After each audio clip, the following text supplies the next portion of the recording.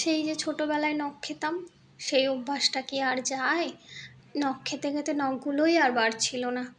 তারপরে কিছুদিন যাবত নখগুলো না কাটার ফলে বা দাঁত দিয়ে না কাটার ফলে দেখুন নখগুলোকে বেশ বড় হয়েছে।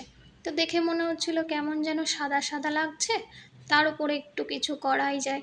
অনেক দিন ভিডিওও দেওয়া হয় না, তো নখগুলোকে নিয়েই কিছু করি।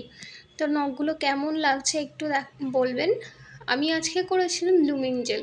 ফার্স্টে যে কোনো একটা হালকা কালার দিয়ে আমি নেলসের কালারগুলো শুকিয়ে নিয়েছিলাম ইউভি ল্যাম্পে।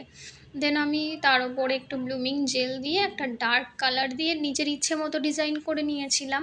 তারপরে ওটা একটু ছড়িয়ে পড়লে আমি ইউভি ল্যাম্পে দিয়ে শুকিয়ে নিয়েছিলাম। দেন আমি একটা টপ কোট দিয়ে সেগুলোকে শুকিয়ে নিয়েছিলাম।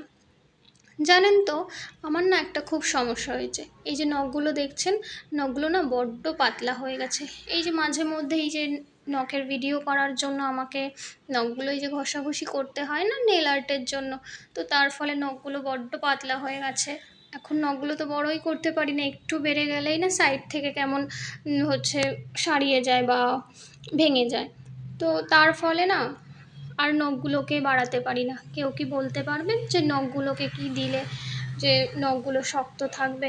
আমার মাথাতে তো কিছুই আসছে না। তোমরা জানলে একটু কমেন্টে জানিও, ঠিক আছে?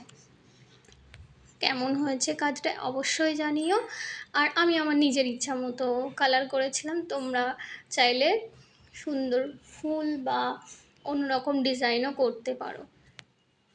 কেমন হয়েছে অবশ্যই জানিও। আজ তবে আসি, টাটা।